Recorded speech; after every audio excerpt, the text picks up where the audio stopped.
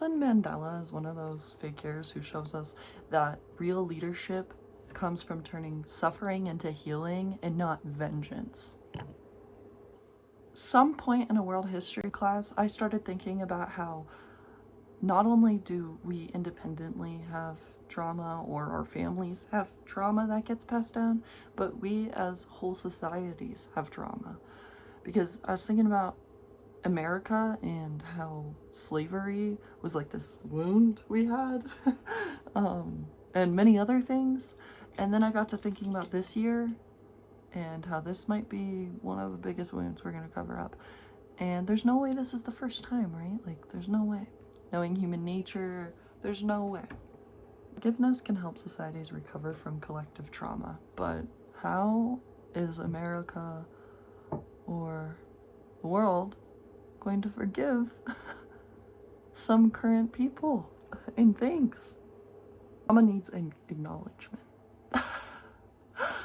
Acknowledgement. My throat really hurts. I really don't know what's going on. Like, genuinely, I was hoping I was gonna go with some water. I'm hoping it's just that blanket because I haven't used that blanket in a while. It might be kind of like dusty. I don't know. But trauma needs, much like people, acknowledgement. We need to be able to address what happened, right? To be able to forgive it.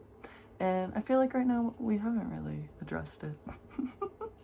It's like, no, we have. No, not really though. Crazy whenever you think about how important communication is, not just between you and I, and me and myself, but also the world. Because whenever like we read the Declaration of Independence, we think, oh, well, it's a breakup letter, right? Well, think about this right now. Where we're at currently needs some recognition, truth-telling, reconciliation, and then repair? Hey, this generational trauma does weaken us. If you've ever heard about trauma weakening people, it makes sense because, like, after you're traumatized, sometimes you're, pretty eyes on only safety, which makes you kind of blind, and you put too much into authority figures because please save me, I'm scared, and I feel like sometimes that works in their favor. This like loss of agency creates dependency. Struggling to survive has created like, the zombie politics in modern America, where people are burnt out and consumed by like everyday things like debt and jobs and struggling to survive. Makes these people like less politically engaged, and they feel trapped in a system that they can't really feel like they have any power in. And kind of they don't, honestly, in my opinion.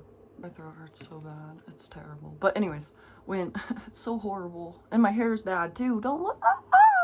In your what's it called, survival mode state, the long term often is overlooked, and I feel like that makes citizens so much easier to control. So like when they're scared, it's like, oh, you're not really thinking about like way later. You're just thinking about right now, right now. Sorry, I'm trying to fix my hair, but like this isn't.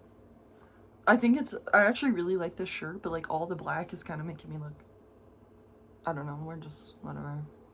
But anyways, so the human perception is already so foggy, right? Like I heard this thing that like whenever we have a memory, we're thinking about the last time we had the memory, not the actual memory, which is kind of like, whoa. And I think about that sometimes. I think about a memory, thinking about a memory, thinking about a memory. Oh my goodness, what a time warp, right? But anyways, so like we create false memories, we add things in, we misremember. And the most scary thing about it all is our confidence doesn't mean accuracy, but we often pretend it does, right? Like, we often believe it does. So not only do our memories mislead us, but our perception of reality itself can mislead us. So I do have some like notes. So some questions I'm asking right now is, what do we know is true? Especially with everything that's being thrown out, especially now. Because, like, how do you hide something well? You put it right in front of your face. You put a lot of shit in front of your face. Anyways, there's being a loss of shared reality right now because not everybody is on the same page, which you would think everybody is. And in some ways, everyone is. but in a lot of ways, no, still, which is kind of crazy. And it's not just in America, I'm just talking about overall. What kind of country do we want to be in when people are struggling? Do we believe in the independent? Do we believe in togetherness? I don't know. If you guys have some thoughts on that, I'd love to hear it. That's all. I honestly, I just was thinking about this and I wanted to sit down and make a video, but my throat feels like shit. So I feel like I'm not meant to talk, but I did anyways.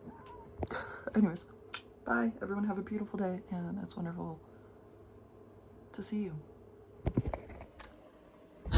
Oh my god. Yeah, I'm just on the floor also, by the way.